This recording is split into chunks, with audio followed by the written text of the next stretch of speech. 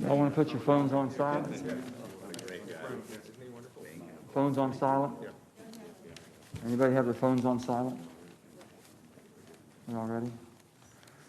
Well, let me welcome all of you and thank you for being here this morning. This has been a group that's been a labor of intense effort. I know every one of us want to thank our staffs because they've done yeoman's work.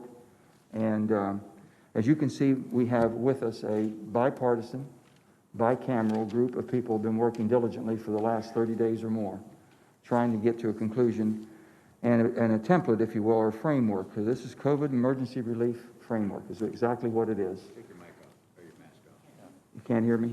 Okay. Back off. Let me just say that this is intense amount of work that the staffs have been doing for quite some time, and every senator, every congressperson here has put in an enormous amount of time on this in person and on the phone. This is a COVID emergency relief framework.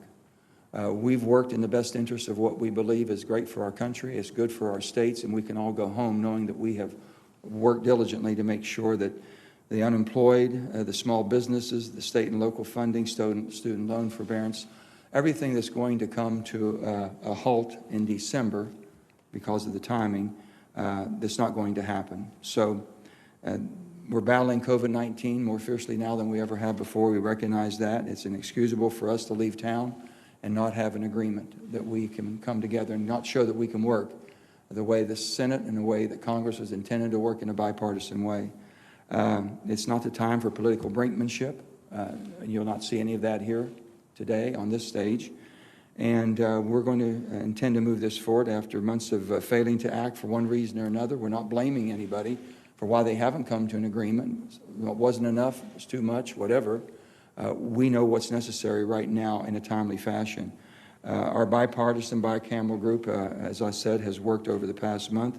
We're pleased to present to you today a template, or a framework, if you will, that's put together by senators and representatives from their respective caucuses. Our action to provide emergency relief is needed now more than ever before. The people need to know that we are not going to leave until we get something accomplished, or this group that's worked together so diligently. So I'm committed to seeing this through. I truly am. My state of West Virginia depends on it, as long as all of my colleagues, every one of the representative states in the country depends on it. And this is going to get us through the most difficult times. This will run up to the end of the first quarter, April 1, and we hope that we can give the relief that's needed.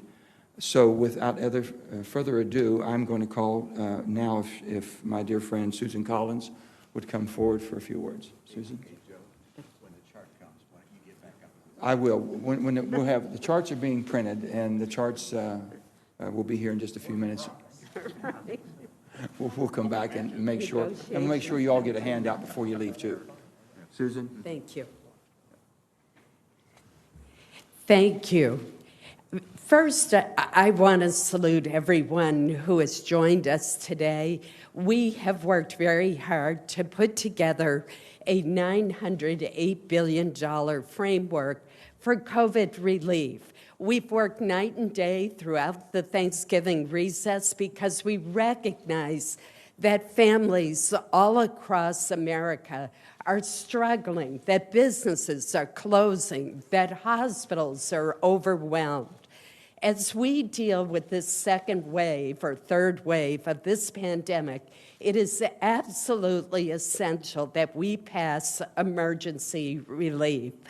I'm particularly pleased that the package includes $228 billion for the Paycheck Protection Program that has helped keep our small businesses afloat and paying their employees. That's the most important part. In Maine, it has helped sustain the jobs of 250,000 workers. This will be particularly helpful to those businesses that have received a first PPP loan that has kept them alive and paying their employees. but now find that they need additional assistance. In particular, that includes our restaurant and hospitality industry. So again, I want to thank all of my colleagues for their very hard work, and it gives me great pleasure to introduce another leader in this effort, Senator Mark Warner. Well, thank you, Susan, and let me just first echo what has already been said, this $908 billion framework, which will take us from December 1 through March 31st. Not going to make everybody happy, but there's been an enormous amount of work done. I want to thank particularly the Senate colleagues who have spent, I think, literally every day but Thanksgiving, either over pizza or over pasta at people's houses like Lisa's, and there's been a lot of enormously good give and take. I came to this with the notion that I'm hearing from Virginians, somebody used it and I borrowed their term, that it would be stupidity on steroids if Congress left for Christmas without doing an interim package as a bridge. I think we've laid out that interim package, which shortly will appear. I just want to touch on two items very briefly. One, for all of us who live in the metro area, we saw in the Washington Post editorial today that short of some relief, Metro will have to lay off close to 4,000 workers over the next coming months. It will end service after 9 o'clock every day. It will end service on weekends. That will have a dramatic effect on the functions of the federal government as well as constituents across the tri-state area. So we've made, I think, the right kind of investment in public transit. Secondly, and Susan has been the leader on this, on support for small businesses. We have literally hundreds of thousands of small businesses across Virginia that are struggling. Disproportionately, we've seen those businesses that have been affected have been minority businesses. We've lost 440,000 black-owned businesses across America, literally destroying generation of wealth creation. In this package, we've allocated $11 billion for investments in CDFIs, MDIs, and other institutions that will lend to these underserved communities. And that'll have a good short-term and long-term effect. So while this perhaps will offend some folks on both sides, we think it is a good framework, and we are all committed to doing what it takes to get it done. With that, let me turn it over to somebody who has been a constant effort at bridging the gaps. Maybe that's because he's a doctor as opposed to the lawyers in the crowd. That's our friend Bill Cassidy. Thank you, Mark, and thank you all. Today is a victory for the American people, and it is a victory for common sense. It is a bipartisan, bicameral effort which creates a pathway forward to bring relief to the unemployed, to the small businesswoman, the small businessman struggling to hang on till the vaccine's widely used, to the doctors and the nurses who are on front line with a third wave of disease, wondering if they're going to get the relief they need to effectively address this third wave. On a Louisiana note, it's the hospitality workers from the casinos of Shreveport down to the hotels of New Orleans, for the recently laid off refinery workers in Convent, Louisiana, for the oil and gas workers in the Bayou and in Lafayette Parish. As a Republican, by the way, let me say, Republicans and Democrats, neither of us got everything we wanted. Both of us got much of what we wanted. And I think that combination reflects what Congress is supposed to do, reconciling different priorities, but ultimately doing something good for the American people. As a Republican, I will say, it builds upon President Trump's commitment to get something done. And for my fellow Republicans, if you care about the effort that President Trump and his administration made, you should support this bill. As a senator, I want to give a shout out to the Problem Solvers Caucus on the House side, part of the larger No Labels effort. My staff and I have been meeting with their staff and them for months on some of the policies that are contained here, on the strategy to get it through. They have been fantastic partners, bicameral, bipartisan. But I'll conclude by saying once more, this is a victory for the American people. This is a victory for common sense. And now it gives me great pleasure to introduce one of those leaders of the Problem Solvers Caucus, Josh Gottheimer.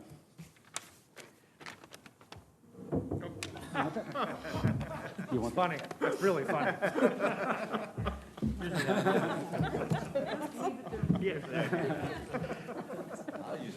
Okay. Today is a win for the American people, for common sense, and for problem solving. I'm so incredibly proud of all the hard work that made this happen across the aisle and across the chambers, and I'm grateful to the senators who are with us and all the members of the House and of the Problem Solvers Caucus. I'd particularly like to thank the co-chair of the caucus, Tom Reed, and our COVID team leaders, Dusty Johnson, Dean Phillips, Anthony Gonzalez, Abigail Spanberger, and Fred Upton. They're all here, and I'm grateful to them. The Problem Solvers Caucus proudly voted to endorse this package, meaning it now has the support of 50 members of Congress, 25 Democrats and 25 Republicans, who combined represent millions of families and businesses who need immediate action. They want to get help, and they're sick and tired, like we all are, of waiting for COVID relief. With cases spiking, winter around the corner, and countless small businesses closing every single day, and far too many families hurting right now, we simply can't leave town and leave anyone in the cold without getting something done immediately. We can't allow some to prioritize politics ahead of the pandemic. This 4-month COVID-19 emergency relief package will help get us through the hardest months of winter and into a new administration. It's an essential down payment in what our families, small businesses, and local communities need. This bicameral package is consistent with the values and priorities of the Problem Solvers Caucus and that we've been fighting for since summer. It will help families across our country with supplemental unemployment, childcare, rental assistance, and resources for all those families who may be visiting food pantries for the very first time.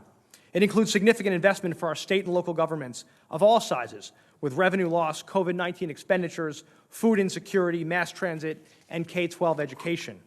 We're also getting a second round of PPP to our small businesses and ensuring they won't be taxed on the first round of PPP, and that there's simplified forgiveness for loans of $150,000 or less. And we're getting federal investment out to our hospitals and health systems and our frontline workers so we can continue working to keep our communities safe, including more resources into the deployment of a vaccine and more testing and tracing. As was said, this is a heck of a down payment and what our country needs desperately. And I think we all can agree, America simply can't wait any longer. I know that here in the greatest country in the world, working together as we are today, we can find light through this darkness. Thanks and God bless. And now very proud to introduce Senator Mitt Romney.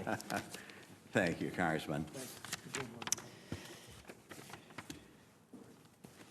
COVID has created a crisis, and in a crisis, the people expect Congress to act. And this group has come together to propose action that could respond to this crisis. We've got people unemployed, we've got businesses shutting down, we've got states and localities getting ready for layoffs of large numbers of people. It's simply unacceptable for us not to respond to help in this circumstance. Now, I happen to be a deficit hawk. I don't like borrowing money. I don't like spending money we don't have. But the time to borrow money, maybe the only time to borrow money is when there's a crisis. And this is a crisis. We want to help people at this particular time. And so we've come together and we've been very careful. This is not a $1.8 trillion stimulus bill. This is a relief measure, half that amount, $908 billion. I would note that of that fund, $560 billion is money repurposed from the first CARES Act. So the amount of new money is actually $348 billion. I'd also make this note, and that is liability protection is critical. And you'll see in the chart, if it ever gets here from the printer, that we did negotiate a liability provision that provides a temporary moratorium on a temporary suspension of any liability-related lawsuits, the state or federal level, associated with COVID, giving states enough time to put in place their own protections. And let me note that any state that doesn't put in place protections hasn't been thinking this through very carefully. Because if I were a CEO, I would never think about putting a new business in a state that didn't have liability protection for COVID. Some states already have. My state of Utah has. So we're giving states the time to put in place their own provisions in the way they think best to protect their businesses, their schools, their hospitals, their universities, and to make sure that the people themselves are also protected. So I'm very pleased to be part of this effort. It's been a long and arduous process, but one which I believe has great merit. And with that, I'm happy to introduce my fellow senator, great senator from the state of New Hampshire, Senator Shaheen, Jeanne Shaheen. Thank you. I'm pleased to join all of my colleagues in the Senate and the problem solvers folks from the House who are here to endorse a framework that we believe makes it possible for us to move forward to provide emergency aid to the people who are hurting in this country. To date, we've lost almost 250,000 Americans to COVID. Over 13 million Americans have been affected in some way. As I traveled around New Hampshire over the last 2 months, what I heard everywhere I went was that people were hurting and they need help. So whether it's the small business people, those who are unemployed, cities and towns who are worried about laying off frontline workers, hospitals who are in financial distress, they need help from the federal government. And we are here to say we think there is a pathway to an agreement that can provide that help for a temporary period. Now, the challenge is, and a number of my colleagues have talked about this being a victory for the American people. If we pass it, it is a victory for the American people. This is step one. We have a lot of steps going forward, but to provide help for people who are in need, that's why we're here, and that's what we intend to try and get done. And I'm pleased to be part of this effort. Now, Representative Reed is here. Thank you. Oh, sorry, coming behind you. I don't need the stool. Thank you, Josh. Well, thank you, and thank you to the senators for such great work. And I just wanted to take a moment to thank the leadership of the Problem Solvers Caucus that worked tirelessly on this effort. I wanted to specifically recognize Abigail Spanberger from Virginia, Dean Phillips from Minnesota, Dusty Johnson from South Dakota, my good friend Josh Gottheimer from New Jersey, Anthony Gonzalez from Ohio, and Fred Upton from Michigan. We worked tirelessly with our Senate partners to bring together, I think, a common sense proposal based on the principles of the Problem Solvers Caucus. We are proud Republicans, we are proud Democrats, we are proud House of Representative members, and we are proud senators. But at the end of the day, we are fundamentally, first and foremost, proud Americans. And our job here in this great capital and in the Dome is to listen to the American people. And the American people are suffering. It is time, as my colleagues have said, to deliver these results for them. It is time for this package of $908 billion of emergency relief that just got delivered from the printer on cue. We should have had you speak earlier. To be delivered to the American people. I can't think of a better time than the Christmas holiday to honor the call of the American people, listen to that voice, and just ask those in these chambers and the 50 members of the Problem Solvers Caucus and our Senate colleagues that did this work to pass this bill and join us and get it to the finish line and signed into law for the people that are suffering day in and day out. And with that, I'd love to introduce a good friend who has become a very good friend during this process, Angus King from Maine. Senator King. Well, as everyone else has, I want to thank the people who are standing here for the work that they've done. It's a remarkable moment when you have members of both parties, both houses, an independent, all standing here talking about moving the country forward. This is an opportunity. It's first and foremost an opportunity for the American people to have some relief for this horrible pandemic that has struck our people in such a devastating way in every state, in virtually every community in the country. It's an opportunity to deal with the principal issues, not every issue, not every comprehensive thing that various people have proposed, but what we have tried to do, as you can see from the chart, is to talk about people, talk about people who are unemployed, small businesses that are struggling, those lines that you've seen on television at food banks. There's a substantial amount of nutritional support in this report. Frontline workers in communities across the country whose jobs are in danger because of the shortage of funds for state and local communities. So this is an opportunity for the American people to have relief. It is also a profound opportunity for this institution to show the American people that we are able to rise to the occasion, that we are able to respond to a crisis, that we're able to respond in a way that is not partisan, that is not political, but is simply aimed at dealing with this catastrophe that has struck the American people. So I'm delighted to be here to join my colleagues. Modesty forces me to mention, however, that a disproportionate number of the senators here are from northern New England. Two from Maine, 2 from New Hampshire. So I just, for what it's worth, I mentioned that. Yeah, that's okay. But seriously, I want to thank, and I particularly want to thank the members of the House. To have the 50 members of the Problem Solvers Caucus support this gives it a huge head start and a huge amount of credibility, both in both houses and in the country. So I want to thank everyone for their work on this, for their willingness to come together, for their willingness to make concessions, for their willingness to try to solve problems. Thank you all, and we look forward to the next steps over the next week or so in the Congress to turn this, the first step, as Jean Shaheen said, into the reality of relief for the American people. And I want to call on my good friend from Alaska, the other bookend of the United States, Maine and Alaska, Lisa Murkowski. Well, thank you for acknowledging the other side of the country. I am indeed very pleased and honored to have been working with an exceptional group of senators and working with colleagues in the House to respond to the crisis at hand. I think it's important as we look to not only the men and women that are assembled here, but recognizing who we represent, where we come from, and what has happened in our parts of the country. In my home state, this morning at 8 o'clock in Anchorage, we are going into our 3rd round of hunker down.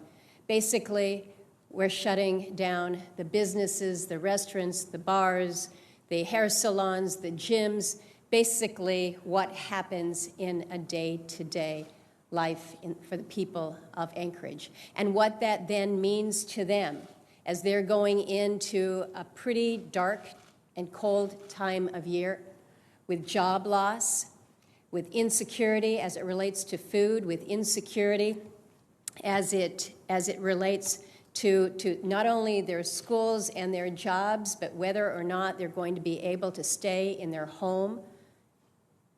Our response, our responsibility is to come together, not as Republicans coming up with a plan, not as Democrats coming up with a counter plan, but coming up with a proposal that will provide for targeted emergency relief. And it's been said that this is not what everybody would wish. People are going to look at these buckets and they're going to say, well, wait a minute, my bucket isn't there, or my bucket is only half full. Well, this is emergency relief. This is designed to get us through this next quarter. We know that we have more to do, but we cannot leave. We cannot abandon the American people, the families who are suffering at this time and waiting and begging for Congress to act. So today, a solution, a proposal to move us forward is what we have in front of us. What we need now is more than this tight group of friends that have spent Thanksgiving holiday together by phone. We need more to come together to act to provide the relief for the country that is needed. I'm pleased to turn to my colleague, once again from the other side of the country, Senator Hassan. Well, thank you, Senator Murkowski, and it is great to be here with my colleagues in the Senate and the House, Republicans, Democrats, and yes, an independent too. It is extraordinarily American to have strong opinions and vigorous disagreements. That's what we all sometimes bring to this work. But it is equally American to come together after the arguments and find a way forward, to unite around a common purpose and to remember that when America unites, there is nothing we can't do.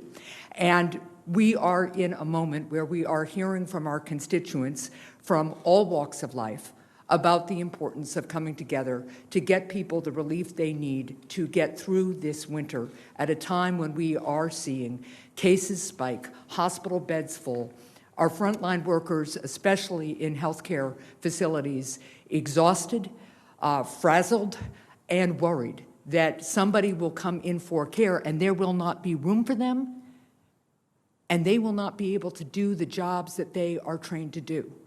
We are at a time period when a restaurant owner in New Hampshire who actually had the guts and determination this summer, as our caseloads were going down and everybody was outside, to open up a new restaurant, who said to me at the same time, Senator, please don't forget that it's going to get cold in a couple of months, and we're not going to have all this outside dining, and people aren't going to come in, and our businesses are going to suffer, and even successful restaurateurs like me are going to have difficulty.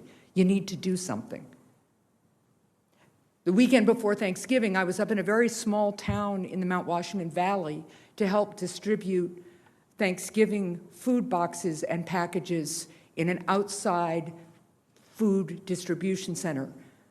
None of the volunteers there identified as Republican or Democrat to me. They were just neighbors trying to make sure that their neighbors had what they needed to get through the next couple of weeks.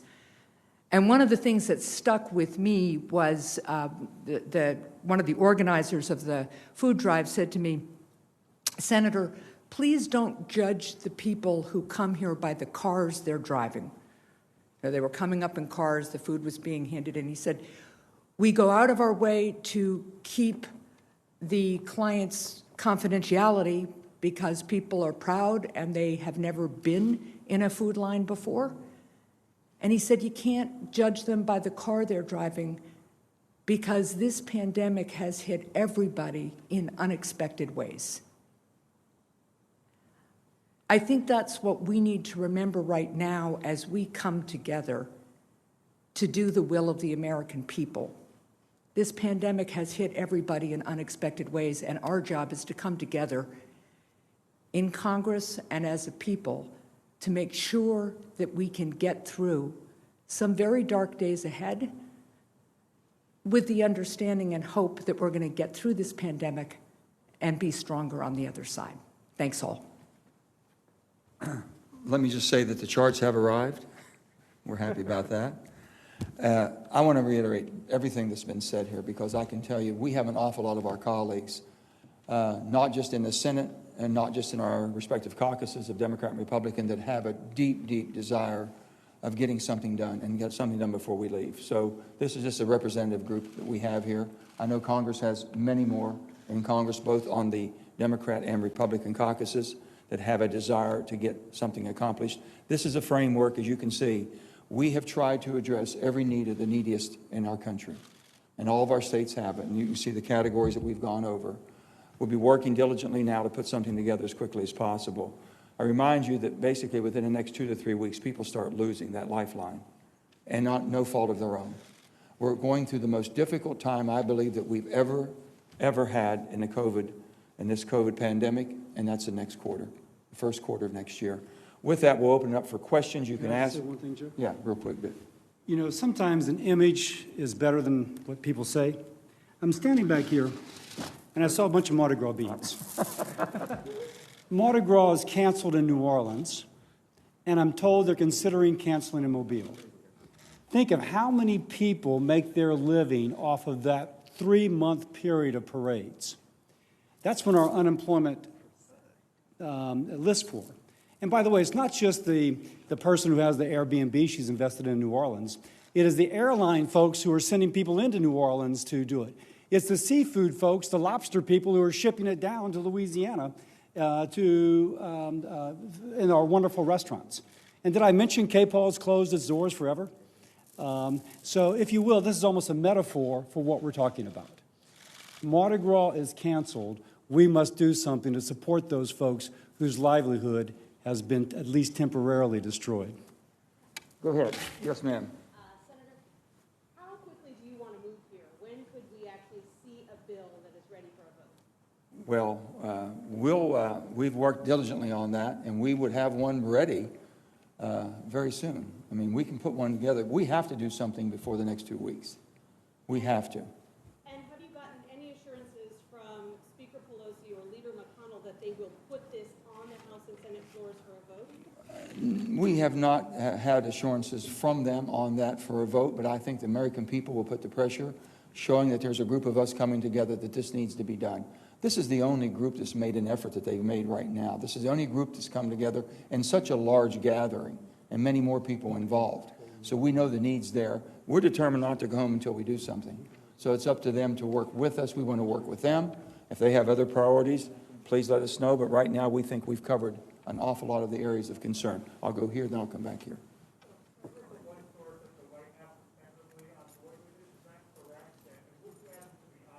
Does somebody want to speak about the White House? I would not be the best person to speak on that. Mitt, do you want to speak on that, Mitt? I wish I were there, but that's we have communicated with Secretary Mnuchin about our negotiations. He hasn't weighed in as to whether he agrees or disagrees. He's offered some advice in terms of figures. We've wondered, for instance, what was the right number for airlines? What did they need? What did bus companies need, and so forth? And he provided some of the information from the negotiations he had with Speaker Pelosi. But I don't have any prediction on how the White House would react. We've also communicated with the Majority Leader's office about what we're working on, but neither has described whether they would support or not support what we've put together. I would say, let me just say one thing. Minority Leader Schumer has also been kept up to speed on this. And with that, he's encouraged for us to continue to work in a bipartisan way, bicameral way, to come to an agreement. I'm not going to speak to the omnibus bill right now on that. Yes, ma'am. Hey, Joe, why don't you get Josh? Hold on, he wants to speak to something on the House. No, I just want to add in the House, we've been in touch with our leadership as well, and Mask off, Josh. oh, sorry. We've been in touch with our leadership as well in the House, and I know Tom has as well on the Republican side. And I think what's critically important, we're hearing from members across the spectrum that they want to get something done before we go home, and I think that pressure is going to really get this to the floor for a vote. Senator Collins has to preside. We want to thank her so much. She's been invaluable to this organization and to basically where we've gotten to today. Yes, ma'am. So, Senator Manchin, do you think Democratic leadership has been too rigid in their $2 trillion demand for legislation? And on the Republican side, this liability insurance demand, is that we're not putting blame anywhere. Basically, we know that they all have, there's much need out there. A need's been identified by so many different organizations, from all economists to every organization's put something out there. We've hit a spot where we know that can give us emergency relief. That's all this is about. Emergency relief going through the first quarter, which ends on April 1. President-elect Biden will be coming in. He'll be able to determine if there's more that needs to be done. This is an emergency that gets us through from this holiday season, people that are losing in December, and we just can't leave without that being addressed. That's. Do you have buy-in from Team Biden and the President-elect? I think that Team Biden has been buying in. We need to do something. I think you've seen that publicly. Something has to be done. Now, to get a big package or whatever that may be, this is an emergency package, which I would think they'd be very pleased with. I don't know for sure. Yes.